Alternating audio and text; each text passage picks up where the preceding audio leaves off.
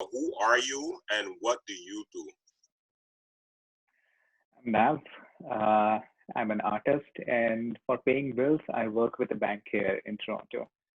I work with CIBC as a project manager, As a but what all manager? my as a project manager, Project manager. Nice. yeah. But all my free time and all the time that I get, I Yeah. just come home and make art. Nice. I'm What kind of married. art? I, what kind of art? So I'm self-taught, and when I started with watching a lot of YouTube videos and those kind of stuff. Yeah, But yeah. slowly, over a period of like over 10 years, it's been over 10 years now that I've been making art. And now I know what to say when people ask me what kind of art. My art is mostly action art. It has a lot of movement in it. It has a lot of free flows in it. It has a lot of oriental Nice. touch in it. And I use acrylic as my medium. And most of my paintings usually have some sort of theme to them, which is like every other artist, what he's going through and what he's feeling in life, what he's Yeah, yeah, yeah. painting, right? So my Definitely. art is Yeah. Mm-hmm. my art is very vibrant, very colorful. In fact, if I turn the monitor right now, you could see a work in progress on my wall. Nice. That's your studio. Yeah, that's my studio. Wow. I know I should talk. Say something so that you get the video back. Right. I should say something so that I get the video back. No, no. You know what it is? The way the podcast is set up. It's whoever Yeah. is talking. It shows their video. Right. So when I'm reacting to your Okay, I studio, got it it. goes to me and it shows my face. And I'm like, oh, okay, no, that's not supposed to do that. Okay. All right. I'll turn it once again around in some time Yeah. to give Sure. a view of the studio. Yeah. Yeah. Yeah. Okay, and in terms of the arts, right? Like, why did you get started? Um, why did I get started? I don't have reason for that. Like I maybe I can say something right now and it can justify, but Yeah, it just started. I was never always an artist. There was this one time in my life when I just started working as an engineer back in India. nice. I was in a new town. I was lonely. I was going through a bad phase of life. Yeah, And I was just walking past an art supply store and I picked it up. And it's nice. that day and today. Like, I think, I don't know what happened that day. I picked up a lot of art supplies. I went home and I started and just I kept on doing it. Nice. And I think it just makes me feel good. It is an outlet. It is a lot of things can't be expressed in words. You know, language has a limitation, Yeah, and yeah, certainly art transcends that. It is bigger than language. yeah. Definitely, it is. I always say, like one of the quotas that I put on Creative Unicorns of Toronto is that we are the universe articulating itself, Oh, and of course, I believe that. yeah, definitely. And we can't put, like you said, that we can't define everything into language. Like, the way we try and interpret things. We try and simplify things according to human understanding. Right? Like so, like we try and describe nature. We try and describe like what some of us will call God or the universe, and we try and describe it, and we try and like create functions that allow us to like better connect with that. So like that's why we have meditation, and I find that art itself, like especially painting itself, is like a form of meditation because you're like, It is. like you have to get into like a flow state, into a zone, That's to get your, and are you more like of a hunter or a gatherer?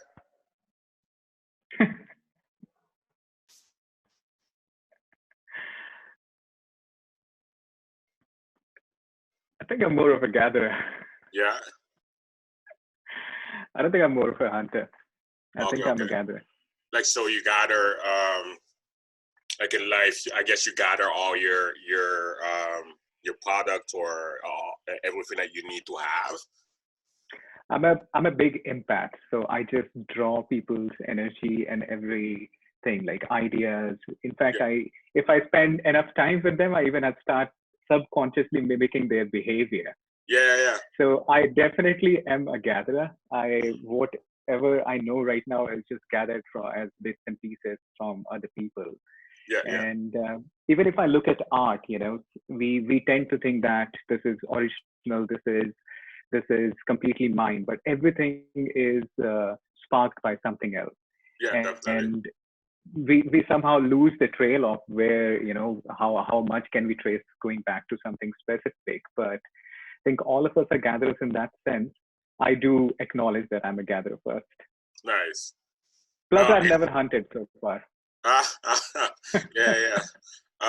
Is there anything that like you've gathered, like something that you have that you find that has that is that is defining your life right now, or like I guess the art supplies you bought in India?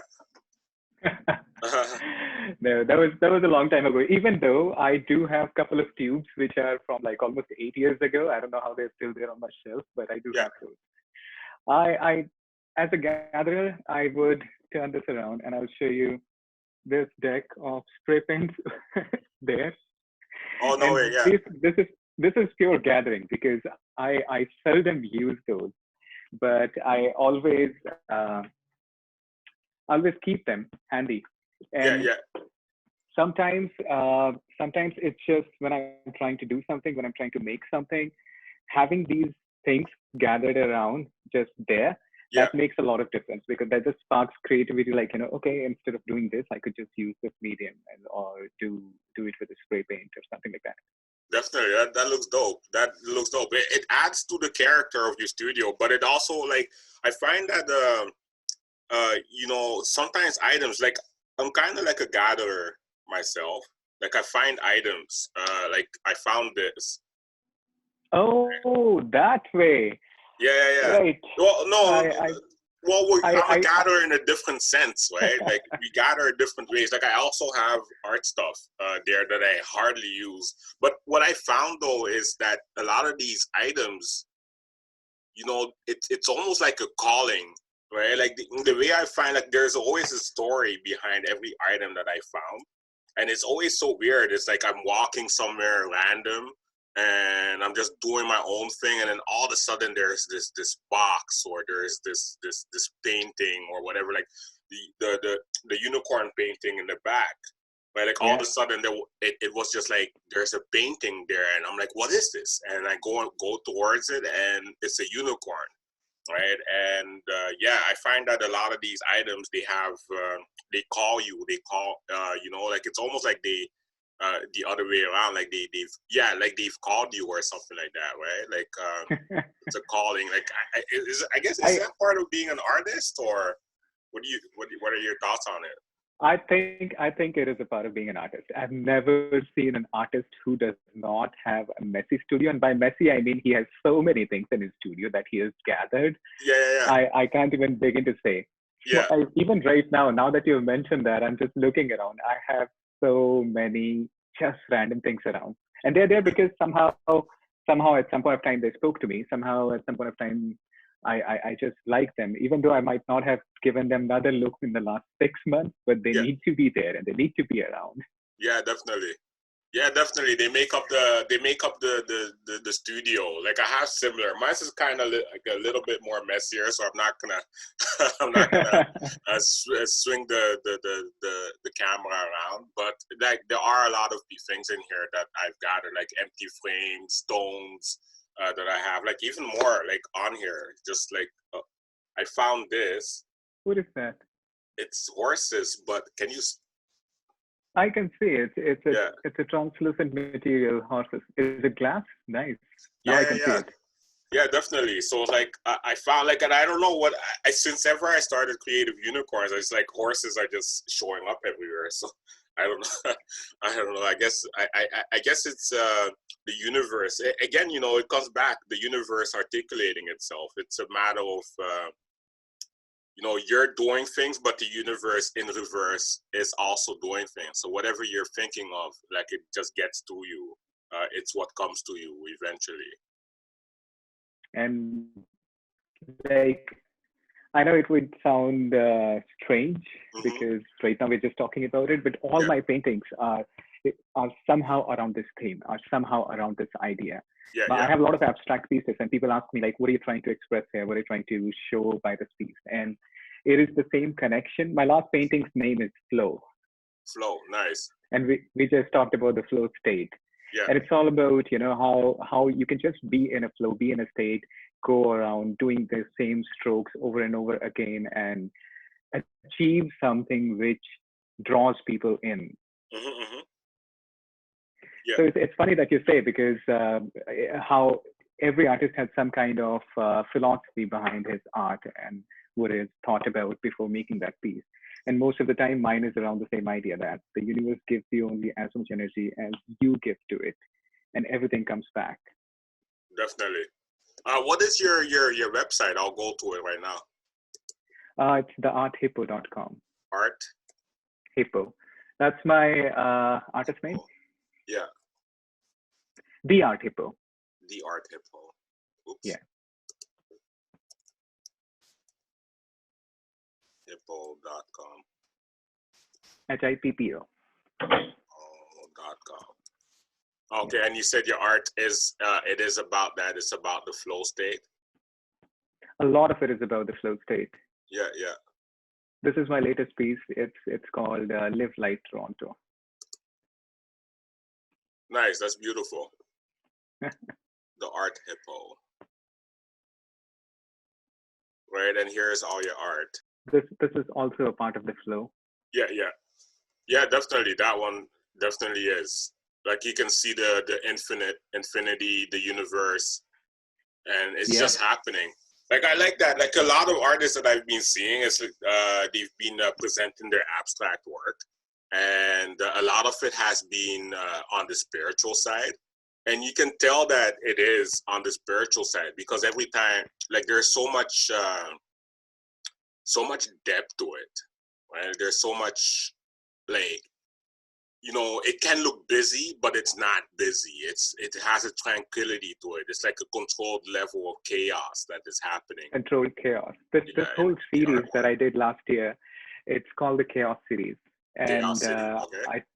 I talked about the movement and motion. So most of these paintings that you're looking at right now have a lot of motion associated with it. And that's why the wall behind me on the video, you'll see it's completely spoiled because I need a lot of motion of throwing paints around and letting them drip, use gravity in my works.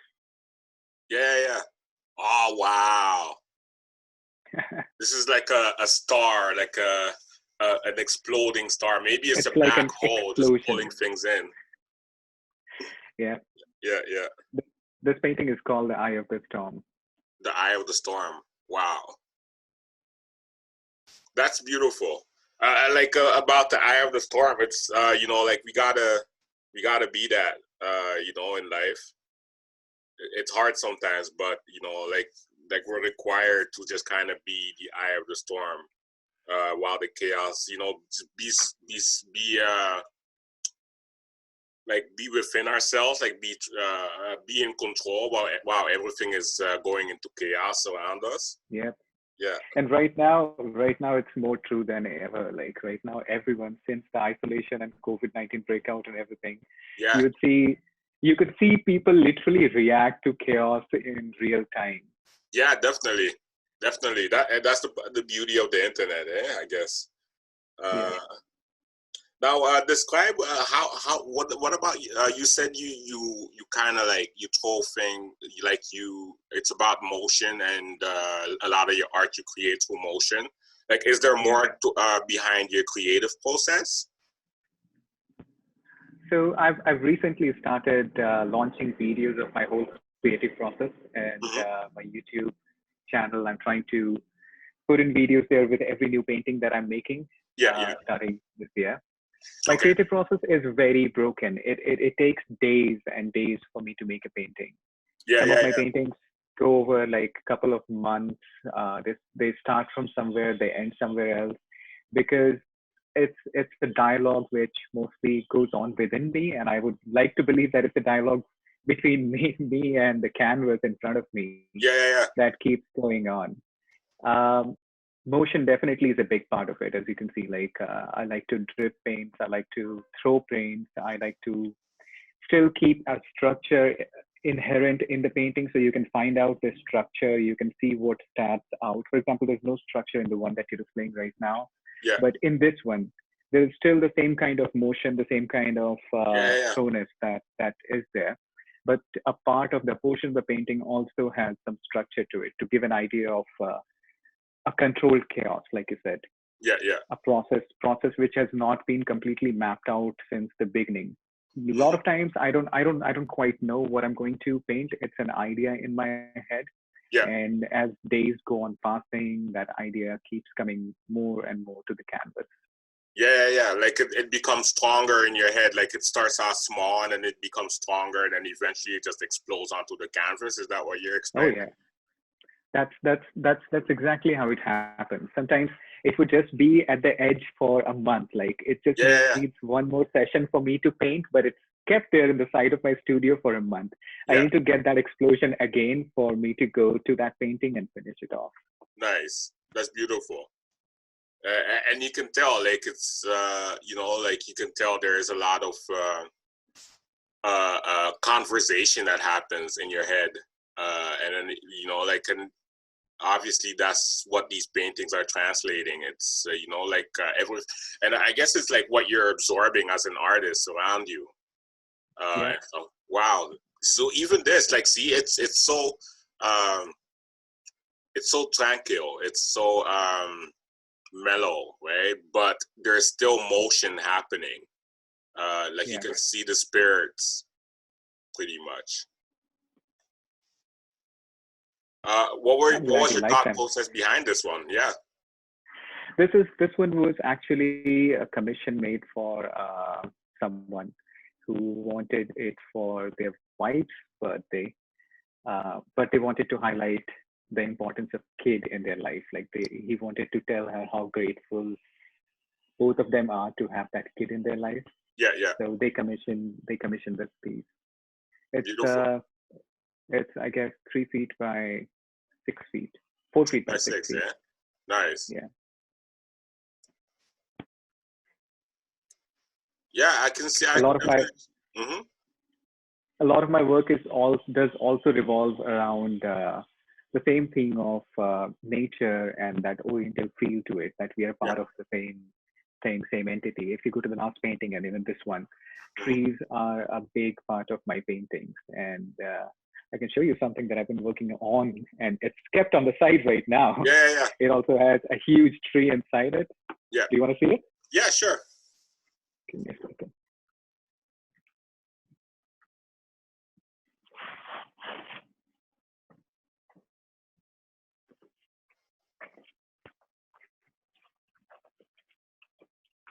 Oh, This one right here.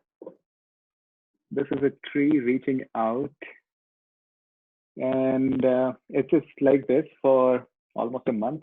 But I do nice. imagine an astronaut here reaching out back to the tree Ah, from the ah. space.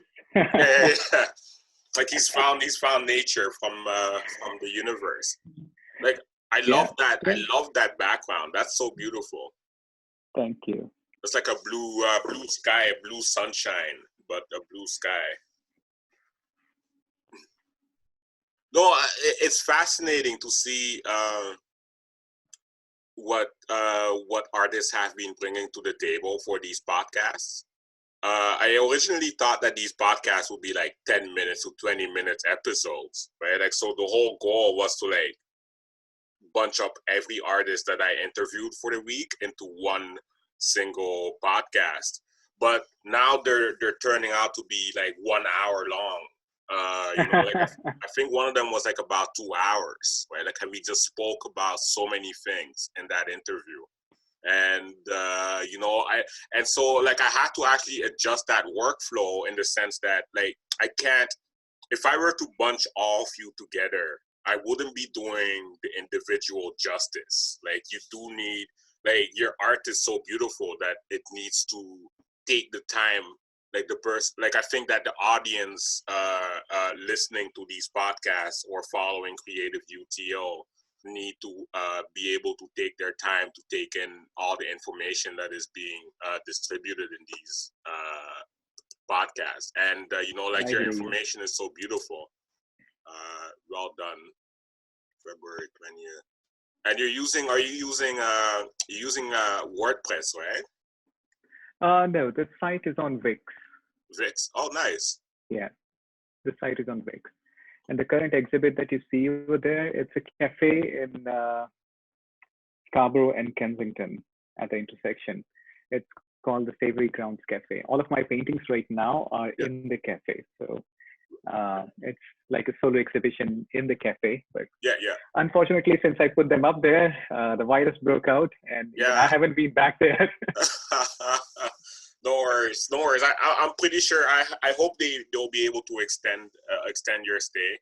And if anything, we will always, like, down the line, we will have exhibits. Yeah. We will definitely have exhibits. Like, my goal is to work with a group of 10 to 20 artists who I know these are the artists I always work with. And and that way it will be easier for us to come up with exhibits as a group and be able to actually create like, they're exhibits, but I look at them as art installations. Yeah. Right, like, because it creates an existence, right? Like, it creates like a team within the gallery. It creates a mood, like, to make it like simpler for like the people in today's term. It's like a mood. It creates a mood for everyone. So it's like, this is something that I want to do in the future as well. And an artist like yourself definitely fits into that. I really like this one. Just because I'm a nerd. Mario, this one's called "Where's Your God Now?" Where's your what? Where's your God now? Where's your God now? He took a star. And remember when you were playing these games? These guys used to be the most evil characters. Yeah. I remember. Yeah. Like, you play a lot of video games as well, or is this just like the painting? This is from childhood memories. Yeah. Okay. Yeah. No, I remember the first video game I played. That character, like, this level, I think it does exist. Like, it's Super Mario, the one for Game Boy, the first ones that came out for Game Boy. Yeah. Yeah. And then so I remember playing that, and then after that, the Mario that I played after that I really loved was the one for Super Nintendo, Super Mario World. Right, Super Mario. Yeah, that's the one that I. Yeah. Yeah, definitely. And Are you a gamer? Are you a gamer? Yeah. I play. Well, not lately. Like, the days of being on a video game for 12 hours, 10 hours are gone. So it's like 10 minutes here, 20 minutes there, just to kind of like get my mind off of things. And also, like, I don't just play any game. It's just like, it has to be like absolutely epic. Yeah. What about yourself? I was in first player shooters for a long time. Yeah. Like, Call of Duty and Medal of Honor and those kind of games. But these days I don't find enough time for that. Yeah. These days it's slightly tough, even though I do have gaming console here, but yeah, it's tough. Yeah, it is. You know what it is? I find that it interferes with with me being an artist too much. Like, I like to be inside my head a lot. So it's like, when I'm playing a video game, I'm no longer inside my head. Like, all my focus that I would have inside just goes into that one video game. And, they're a work of art still on their own, but they do take a lot of energy, like mind energy away from us. I totally hear you. And the thing that you said about being inside your mind most of the time, it's true. It's true with artists. You love being there.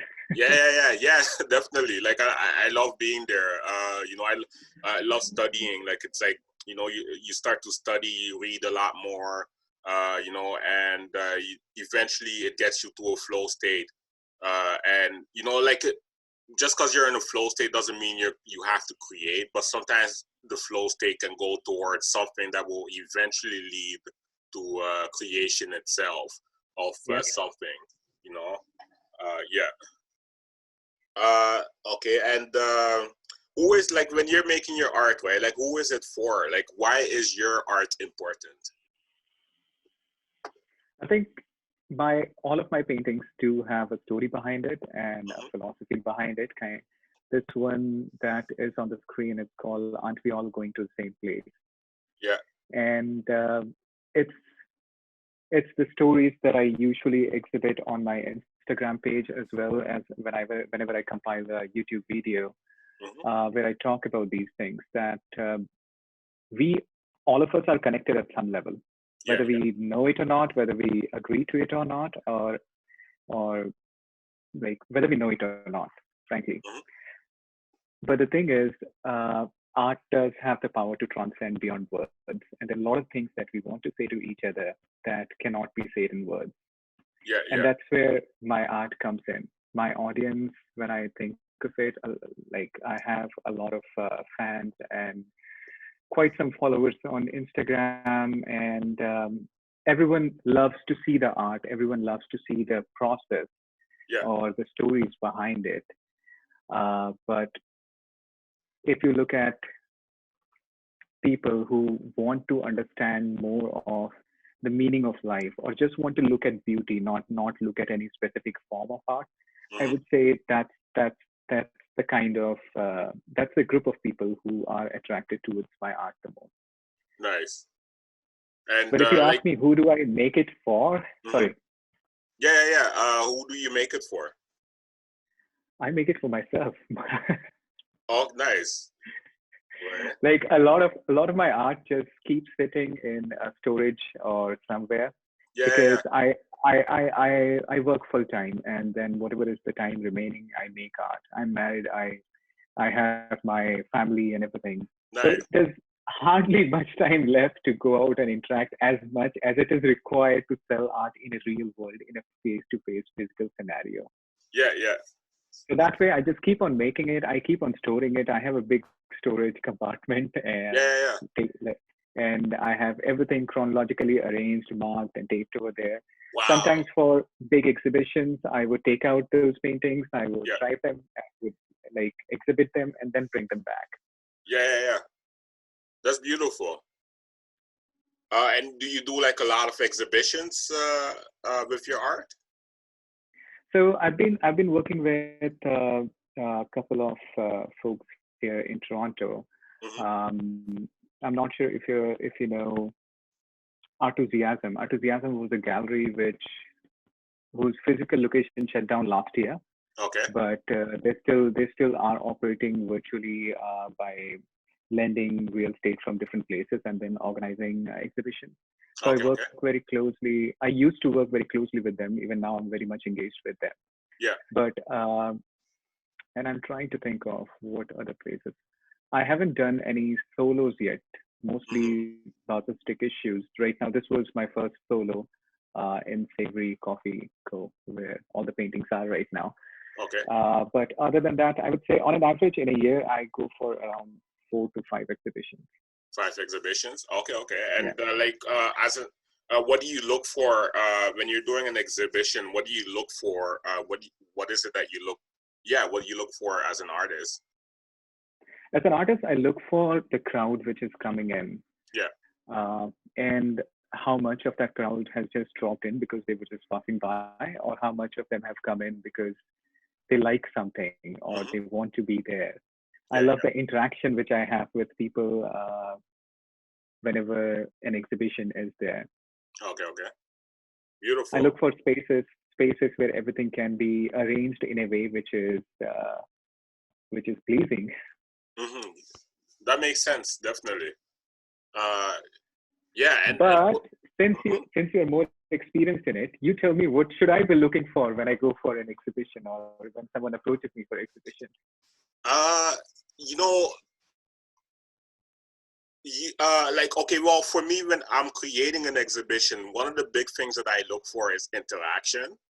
right? Like Mm-hmm. it's the interaction between artists and the people that are coming to the exhibit, and the interaction with artists as well, between artists, right? Yeah. And oh, one advice that I give artists is like you need to look at all of your art. You need to look at yourself like a musician, and like you're creating all of this music, and you going out to an exhibit is like going out to a concert. Right? So Yep. it has to be a huge deal. It has to be a huge deal for your followers. Like your followers should show up. Like your family should show up. Like it's a huge thing for yourself.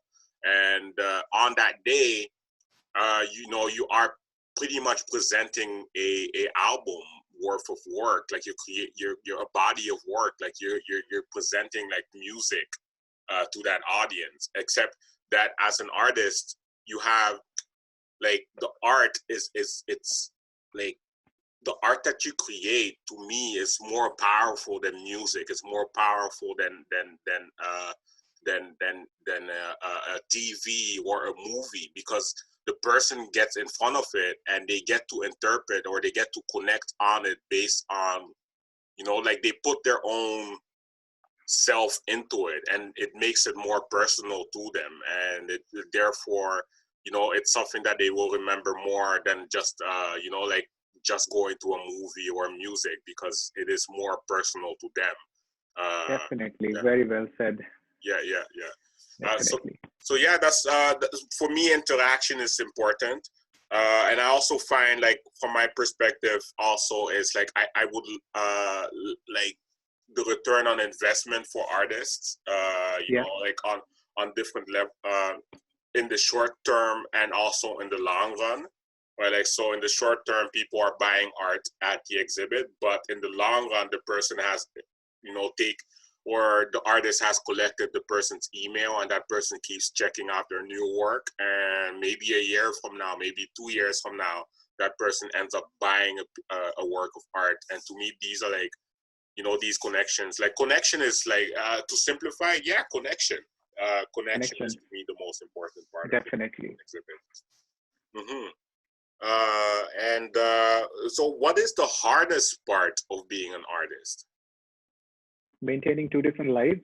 Yeah, yeah, No, I mean, seriously, that's the yeah, hardest part of being an artist. I yeah, think for me, when I think about it, it's it's the tough part is when I'm not an artist, when yeah, I'm working for my work, or when I'm executing other areas of my life. yeah.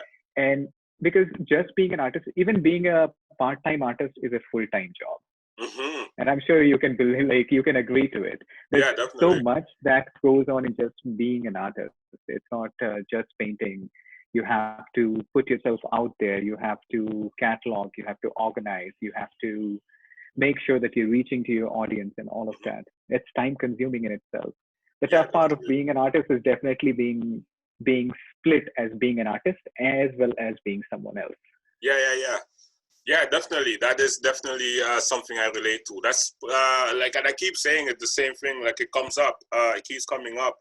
But that's why I created Creative Unicorns of Toronto. Like, I also have a project management background. Like, in terms, I went to school for that, and I found that like, one of the problems, like you said, that the problem that we're having as artists is that we have to pretend that we're not, right? Like, we have to go to work, jobs, and just, like, it's so mundane, right? It's like, I said it yesterday in an interview. It's the Superman and Clark Kent, right? Like, being the artist is, we're Superman. Like, we can fly, we can shoot lasers through our eyes, and all of a sudden we live in this 9 to 5 world where if we do that, we're gonna be, we're gonna be persecuted. Like, we're gonna be judged differently than other people. So we're just sitting there in our disguise as Clark Kent, just like, when is this day gonna be over so that I can just go back to being, the artist? Yeah. Oh, definitely.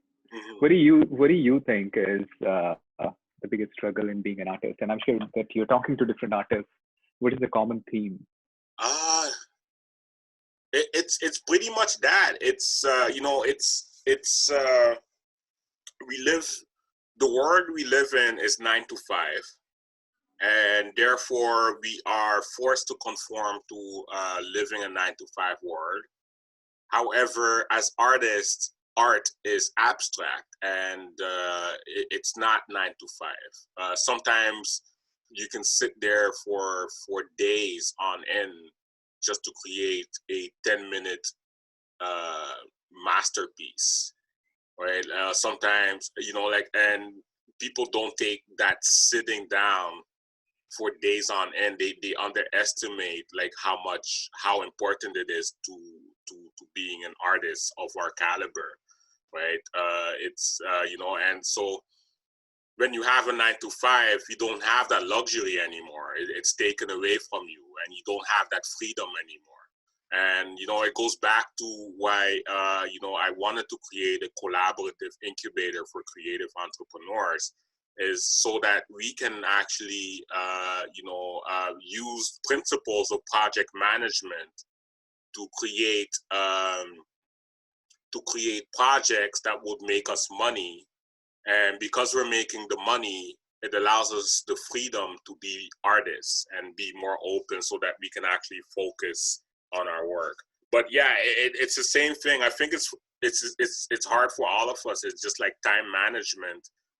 You know, in a world where we are required to deliver all the time, like especially like going back to our conversation about Instagram, like we're required to post something every day, or else our account becomes irrelevant, right? And that's not how art works. That's not how artists work. And you know, so now we gotta, like, when we're creating our art, we got to take Instagram into consideration.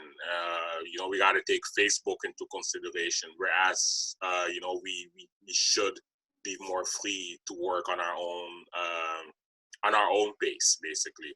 So yeah, that's my thing. That's been the hard part with me in terms of art. And the other thing, I find that, like, you can't necessarily put a monetary value on art that you're creating, just because you can't put a monetary value on your spirit. But there is like a huge portion of people out there who think that the service is free, that art is free. It should be free to them, right? Like they don't want to pay, they don't want to respect the artist. Mm-hmm. That hurts. And you know what? For all of 2018, I did a very interesting project. I was the minimum wage artist, so I would paint for anyone and everyone who would come to me with an idea. I would just use my style. I would charge them for the materials which I used, and then the minimum wage based on how many hours I have spent on that painting. And I did this for the whole of 2018. I had like 15 to 16 commissions that year. And it led to a calculation, which in back tracing reminded me, or, you know, it made me aware that how much should my art be. This is the biggest problem with artists of they don't know how to price their work. They don't know how to ask for the right price or the right value of their work. And I went to it with completely engineering and MBA background. I wanted to do it as a social experiment. So when I did it, I realized that just doing the same thing, which I love doing by making art, if I want to sustain my current level of life, which is also augmented by the job that I'm into, and that's paying my taxes and bills and everything, there is a fixed price that you arrive back at, is how much your painting should be. For me, it is $249 per square feet. And now I don't even worry about like how to price my art. It's just per square feet. I spent a whole year trying to do this math. Beautiful. So $249 per square feet. So on average, how much does your art like usually sell for? So depends on the size completely. If you look at the second one, which is the infinity one, that's this one. 6 feet by 6 feet. The one on top, the infinity symbol, the second this one. one. Yeah. It's a pretty huge piece. So this would be for $1,800. That makes sense. Yeah, that's a beautiful piece. $1,800. And I just like, so I've been researching over the past week or so, like since ever the COVID thing started, I've been Hmm. researching how to price art. You know, and well, one thing, you know, and yeah, it really, it comes down to the artist. Like if you believe that your art is worth that money, then you should charge that money. And a lot of artists, they're so modest, right? Like they present their art in such a modest way, and they get you know, they get therefore they get hustled. And Yeah, there are a lot of people out there who have the money to buy the art. Like you never know who the I guess, yeah, the millionaires are. And the reason I say that is because a artist, um, Kofi is I know, Kofi. okay, yeah. Right, like so. Kofi told me a story about this person who like basically bargained his art down, and it turns out that that person is a millionaire, right? And you know, like, so this person has the money to buy it, but they bargain the art down. So you never know who that person is, and you never know, like, even if someone doesn't have money, like someone will find the money to actually, you know, like if they love it enough, they're going to find the money to get it, because it is something that they value, right? Like, so I find that you know, based on my research, it's the artist that defines the art, the price of the art, and it's also the gallery, and then also it becomes a matter of finding the right people who will Yeah, actually end up paying that money, because that's how they value art, but also because they know like their luxury is what they get out of it is they get to write it off in their taxes, right? So because they bought the art. definitely, definitely. And you like you're right completely about this. Artists are modest when it comes to telling other people how much their work means to them. Yeah. They like it somehow does not vibe with them that how much I like my own creation, someone else would place a value on it in a good monetary sense.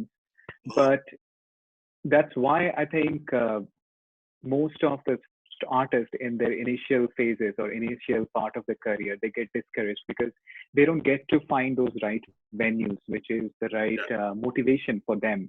Yeah. Like if you make something which is worth $100 and nobody's offering you more than $2 for that, then it is a hurt, it is kind of, it's somehow hurting your ego, Hmm. because that's how you look at the whole value of what you have created to Yeah. yourself as well. Yeah. Definitely. Definitely, and you know, it comes down to uh, understanding business. You said, I think you said it in the hardest part of being an artist. It's like it's basic. No, not the hardest, but you said it earlier in the podcast where you have to be the one that has to do your inventory. You have to do Oh yeah, your you know, you have to do organizing. You have to buy the paintings and all that fun stuff. And you every know, artist is an entrepreneur. yeah, definitely. You're an entrepreneur. You have to sell. You have to learn. Like the most important part is you have to learn how to sell yourself. You have to learn how to present yourself. And Yeah, social you have to media. learn Hmm. how to say no to people offering you less for what you want. Yeah, definitely. Right. Like this is worth more. And social media also allows you to present yourself so that, you know, you're worth. People value your art more than you Definitely. know, like the other person. Definitely. So yeah, teach me something I don't know in the next 5 minutes. All the different mediums, when you mix color with them Yeah, and you throw them on the canvas, you can literally come up with different flows depending on what angle you place the canvas. yeah. And without touching a marker or without literally picking up a brush, Hmm. you can still make a painting just by gently moving your Ah, canvas around and making the color flow in the right yeah. direction if you master the viscosity of different mediums. That's, yeah, that's beautiful. I'm gonna be a world-renowned artist now because of this. That's dope. Like, so it's just like throw painting at the wall and then just like. Yeah, yeah, yeah. You gotta know what Whoa, to whoa. throw, when to throw, how to move. Yeah. Nope. Oh, nope. This. That's exactly what it is. Yeah. With a big 6 feet big painting. If you could tell yourself, man, like your younger self, anything, what would that be? I think I would ask my younger self to be more confident more early on. Nice. I've been painting for 10 years, and it took me quite some time to say to anyone that I'm an artist. And there is no degree which came and said that, okay, I'm artist from now. Yeah. Tomorrow onwards, I'm an artist. Nothing like that. It is something that you build inside yourself. So if I could meet my younger self, I would ask him to believe in whatever he has to believe sooner. Yeah. There's no time to be wasted to believe, That's beautiful. That's a beautiful message that a lot of young people would need to hear. Would definitely need to hear. It's something that I would have needed to hear back then as well too. Like, just believe in yourself a lot earlier. But even now, right? Like, is this something that you have to tell yourself? Like, do you have moments where you have to motivate yourself? Definitely. Okay. There are moments and like motivation is needed for a lot of different things, for a lot of different time and a lot of different reasons. So yes, definitely there are a lot of times when I need to motivate myself, and a lot of those times include going to the office. Yeah. But yeah, whenever I hear that voice, I remind myself constantly that art is a no judgment zone. There is no judgment in art. So stop thinking, pick up your brush, and do whatever you want to do, because nobody is expecting this to come out this way or that way. It's you who's creating, you who's in control, and always remember that. I think that gets me through. That's beautiful. That's well put together. And it's especially for artists need to hear, like perfectionist artists. Like I was speaking with another artist the other day, I believe on Instagram, and she was explaining of another artist that we were speaking about. Like, we were just kind of talking about her work.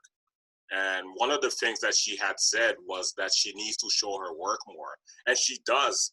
That girl, like that artist, like her artwork was so beautiful and so impactful at the show. And hearing that she doesn't show her art a lot makes me wonder, like, what do you have in your vault that you don't know is a masterpiece for yourself? And I'm hoping that down the line I can speak with her, or that I can speak with her more often, just so that she can come out to exhibits, or maybe we can like part of this incubator. It will help if she is part of it. Like, it will help her. It will help encourage her to do a lot more. But for all of us, we need to understand this logic. Like, we're the creator, and like the interpreter, they will interpret it either way. Like, they will interpret it negative or good, but we need to be confident in it ourselves. So therefore, whatever it is that the person says doesn't necessarily hurt us, or even inflate our ego beyond the limitations that we are right now. Like, you know what I mean? Like, it doesn't inflate our ego. I completely hear you. Yeah. What do you think of when you are all alone, all by yourself? What is it that you think of? There's a book going inside my head for quite some time. I have Nice. already started on it. I would say it's 25% right now. Okay. And I keep imagining, and that's how the book goes into it, that if there was an artificial consciousness which we could all make, we are all trying to do so many things. Like the Yeah. whole world is in so much of anxiety, trying to do something, trying to get somewhere, even Mm-hmm. though none of us know where do we want to go or what do we want to get. Yeah. But there's always this urgency in our life to do something, to get something, to you know. So if we could develop an artificial consciousness and Mm-hmm. we got a chance to talk to it, then what would we talk to it? What would be the communication? What would be the dialogue? Which basically translates to, if you had a chance to talk to anyone who could answer everything for you, Yeah. Yeah. what would you ask him? Mm. That's deep And thinking. that the painting on the back that you see here, its Yeah. name is This. Unity. Unity is name of that artificial intelligence that I've been writing. Oh, no way. Yeah. Yeah. I see it. I see it. It's a face, and like her hair is blowing in the wind, or its hair is blowing in the wind. Did I lose you? Oh no, I lost you. I think I lost you. Oh, I'm here. Yeah. Yeah. Yeah. Now, if you had to pitch a project, right, for the a collaborative project for the community, the art community, what would that project be? You're putting me on spot. Aha. I'm trying to think. Is it a good thing or a bad thing? Well, I think it's a good thing because I've been thinking of painting a mural for quite some time. Okay. I haven't done that yet Yeah. on Yeah. a bigger scale.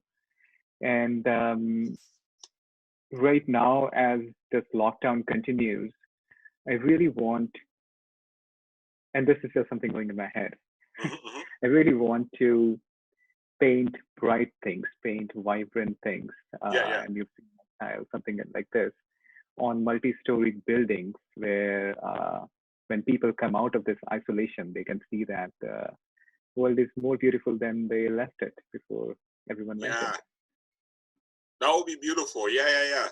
Yeah. That would be so beautiful. Like someone else, like I interviewed an artist yesterday. Mm-hmm. And she was explaining what she wants to do, or what she is going to do, or she's working on it now. She's basically gonna put her art on her balcony, Okay. and she's hoping that people get encouraged and actually follow her in her footsteps and start putting art on their balcony, so that whenever you're in isolation and you can get out, you can actually get to see the art. You can get to see the art out there. And she had similar ideas in terms of like maybe creating a collaborative mural. So one thing I've been doing is I've been talking with another artist. His name is Mm-hmm. Dallas. So I've been talking with him, and well, what was happening is just before we all got on lockdown, we had a project or the project that we wanted to do was get a board, like a huge board, a wooden board, and go on busy streets near the gallery 1017, where we work out of. Right. And what we would do is we would allow people to actually participate in the painting. Right, like, so you can come up Nice. to us. Yeah, yeah. And the goal was to actually be able to put that up on at the gallery, so that all the people who had participated can just come and see what they had created. It rings so many bells. So just a couple of months ago, I was thinking about doing the same thing with a group of my friends at Yeah. Young and Dundas Center, like Young and Dundas intersection. You know, a lot of Mm-hmm. performing artists over there. Yeah, yeah. And Definitely. I wanted to put up a big 6x6 or something even bigger canvas over there, Yeah. have paints and everything. And whoever's passing by, I would ask them to just leave your imprint on the canvas and see how that painting turns out.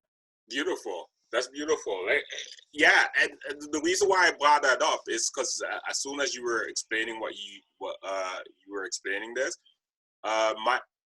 it's like so one thing I did is I invited her to come to come and help us out as well. But like, we can do this. This could be something that we could do as a group once this lockdown is over, right? Like, so I that would we love can that. promote art we can promote our exhibits, up and coming exhibits. So that's something that, you know, like I thought to bring up for you. It's actually pretty brilliant. If you ever make a head start in that direction, do loop me in. Definitely, I will do that. The next question is, pretend you are the CEO of the arts community, right? And so what are 3 concerns that keep you up at night right now? The first concern is artists don't make living as an artist. If I'm CEO of the art community, I've failed terribly right now because I can't pay my employees. If you know what I mean. I wish there was some way for artists to get exactly what they deserve in terms of making money just by art. So that's one thing. The second thing is that we have so much of empty canvas outside. Like, just look outside. There are boring buildings, there are boring sidewalks, there are boring things. Why don't we just paint it? There's so much of canvas and real estate outside, which can be converted into a community art, which can be a representation of the community that we live in. And it's changing every day. Whoever wants to make something new can add something new, change something over there. So these are the top 2 things, but you asked for 3 things. So give me a second and let me think about the third thing. Being a CEO is a big responsibility. So being a CEO is a big responsibility. Yeah, it's huge. It's huge. You can't just come up with anything. You gotta think things through. Yeah. You gotta lose us some stock. I think there's one thing, and that's also something that I've been trying to do as a personal project, of coming up with a line of clothing where you don't have mass printed clothes. You have limited prints based on artists from different areas and different regions.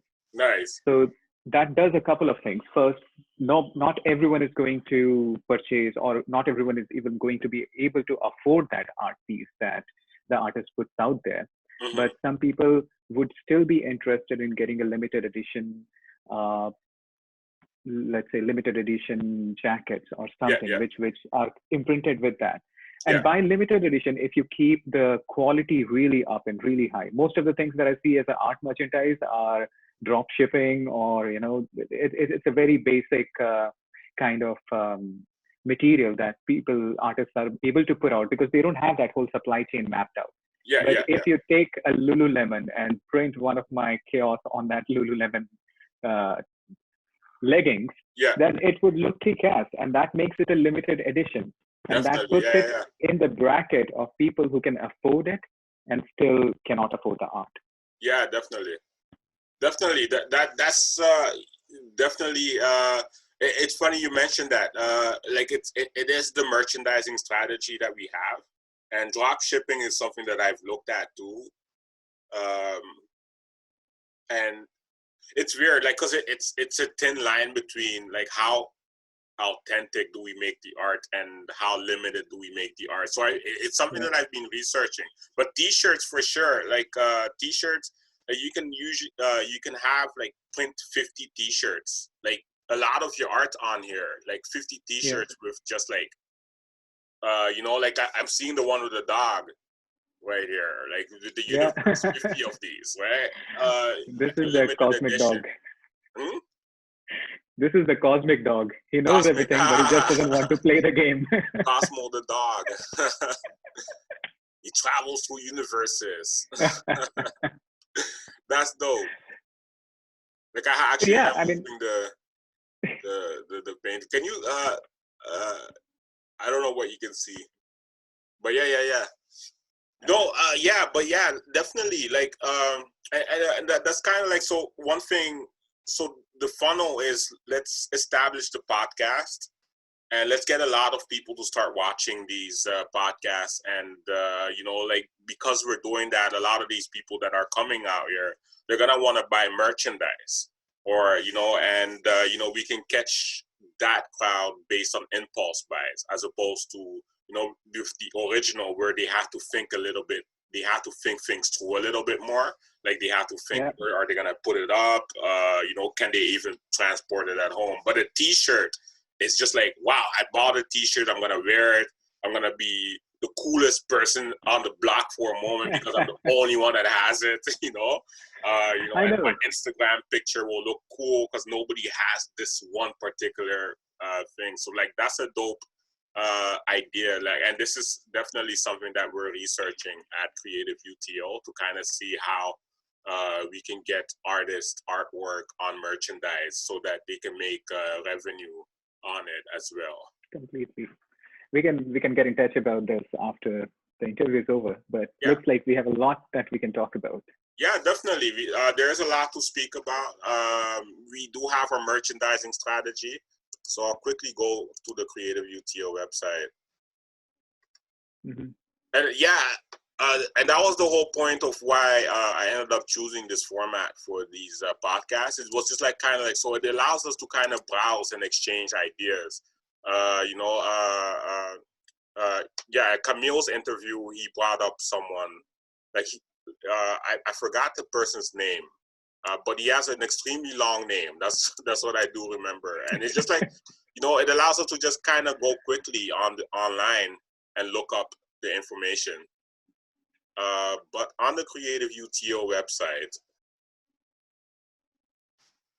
unicorn merch. Right? So you see the idea for the T-shirt happening. Right? Because what I did is I found someone with a white T-shirt, and I just kind of like said, okay, this is the kind of idea that I'm looking to do for our merchandise. And then we can do like different types of merchandising. That's pitching back to what we're trying to create. That's why we're opening up that's what I want to do with working with the 10 to 20 artists. It's just like for us to be able to come to the gallery and work on projects like these, like to get our artwork out there. And social media itself is designed in such a way that if we all share and we all like the products that we're putting out there, it's going to send it out to more people, and therefore it's going to add to a bigger to the potential of a sale for whatever we're creating. Completely. And I believe in that. Like if there's a group of 20 folks who can support each other, who can share each other's work, and it does make a difference in the social media algorithms. And basically it's not about hacking the algorithm, it's about getting the reach that each one of the artists deserves. Definitely.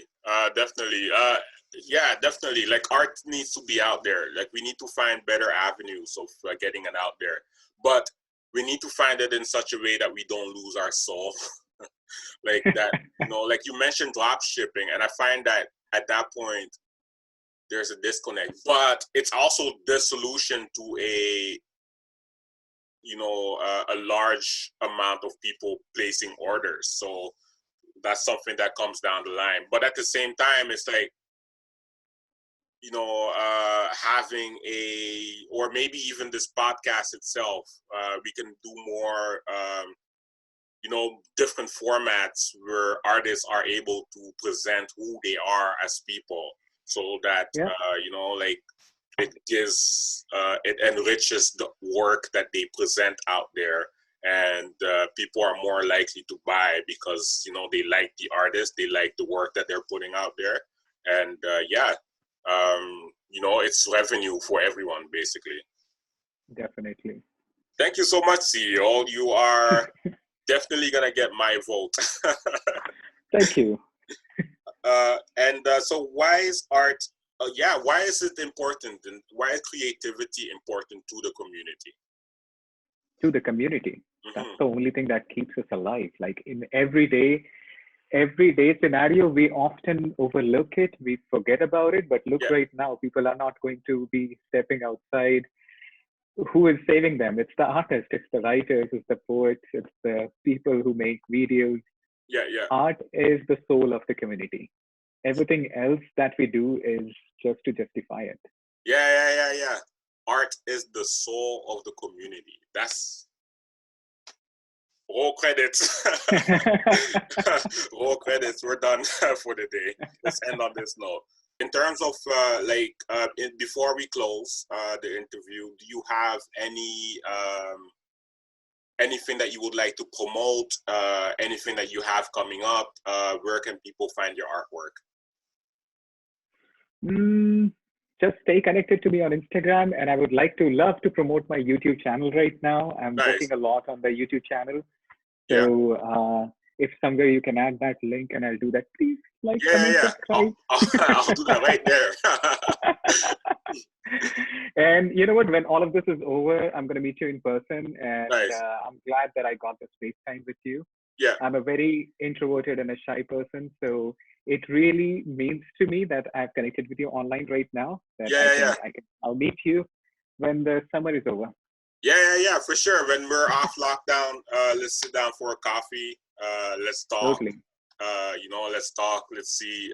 Let's talk. Let's connect, and let's build together in the long run. That's my whole goal right now. Completely. So just have a bunch of us being able to build and